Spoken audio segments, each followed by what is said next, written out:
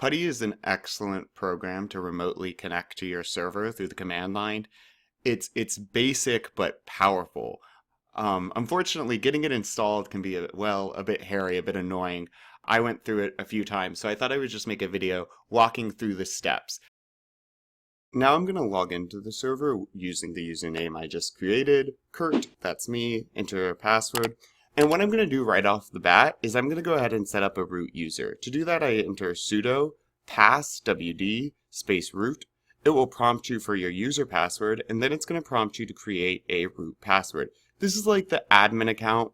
You enter the password, it's going to prompt you to enter it again. As long as they're matching, you now have created that user. So we're going to go ahead and log into the root or this admin account using SU. It's how you'll always log into root.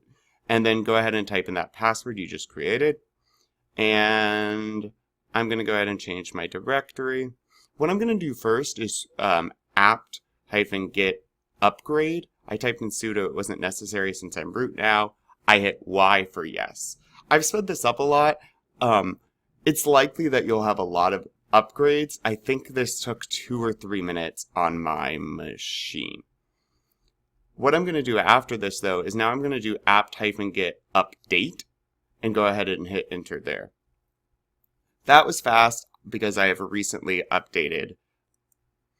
What I'm going to be doing next is I'm going to go ahead now and install PuTTY so we can remotely access our server from Windows or a Mac. So apt-get, and then it's going to be the word install -y and PuTTY. I just hit enter. That was fast. I had previously installed it, but it will run through that installation process for you. We now need to get the IP of our server. So what you're going to want to type in is ifconfig, and that's going to give you a lot of information that we'll need. So what I'm looking at here, though, most importantly, is my IP, what I'm circling with the mouse, and it's 192.168.1.15. We need to know that because we're going to set up a static IP, making sure that that address doesn't change. You use the IP to get access to your server through PuTTY, so you can get onto your server through a Windows machine. And you also want a static IP for reliability's sake with a Plex server. So that's the next step, is the static IP, and then set up for PuTTY on a Windows computer. It would also work on Macs. You want to go ahead and write down that IP address or take a picture of it. We're going to use it in a second. Right next, I'm going to be changing cd/etc/netplan. And so I'm going into that directory because that's where the configuration file for the IP is located, for the internet's located.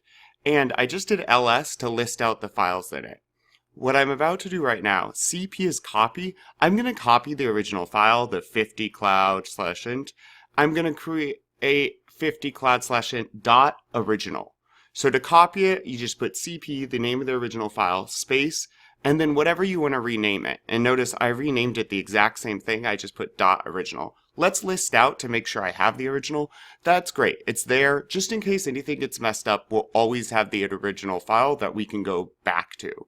So nano, I'm going to use our text editor now. Nano 5. I just hit tab to autofill the rest of that and enter. So now I'm in that 50cloud int file, and we can start editing our network configuration.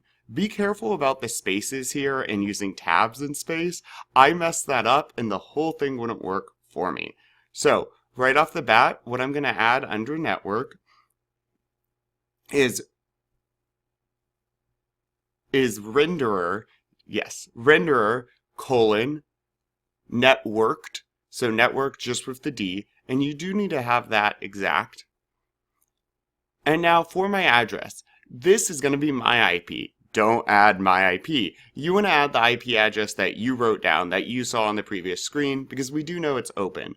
This is critical. You want to do /24 for the port. It does need to be 24, so make sure you do that as well. I hit enter, and then right under address, and again, I was only hitting spacebar. I was not hitting tab. That is important.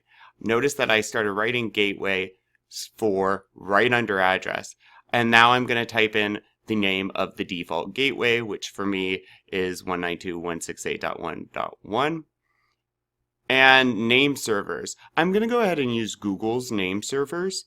So this time I want to point out that I hit enter under name servers and there's 2 spaces. So I started writing addresses under the M, and I'm going to use Google's DNS, which is 8.8.8.8 and then 8.8.4.4.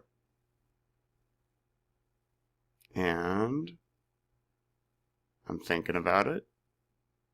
Great. And then I do want to change finally this DHCP4 to no.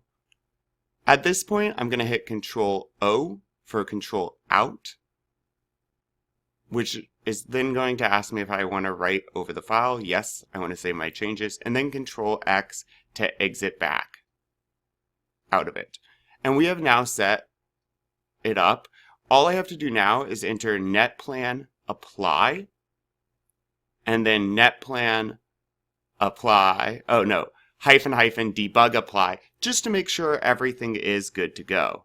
And if your screen looks something like that, we did it correctly. I'm just double checking my network, seeing if all the stats are the same, and they are. Now we're going to go ahead and reboot. Now I'm going to walk through how to install PuTTY so we can remotely access our server from a Windows or Mac. You just go to putty.org, as I have done already. I'm going to go ahead and click on that you can download PuTTY here. I'm going to download Windows 64-bit version because that's what I am running. They do have those other options. It's going to download fast. It is a small file. And it's a quick install, blah, blah, blah, next. Program files is great, next, and install. It's pretty straightforward to get this done, but it's going to be helpful as we continue to build out our server. I hit cancel there because I already had it installed. You would of course hit finish, shrink that down, and I'm going to go now to PuTTY. So I wanted to walk through how to set it up. You do need to know your server's IP. I already know mine. But what you would do is on your server, once you log in, if you type in ifconfig, it will pop up with your IP. And here, I'm just going to increase the size of the text to make it more readable. I think that's actually all I do. Oh, I'm going to hide the mouse while typing. I already put in my IP way up there, right? 192. And now I'm going to name my session Betty. That way, I can always just click on Betty and click open when I'm using PuTTY, and it will take us right to the server. You might get a warning about the security of the connection your first time hitting open. All you would have to do is click yes, and you'll be connected, well, to your server right away. And with that, mission accomplished. So enjoy puttying, puttyers, putties.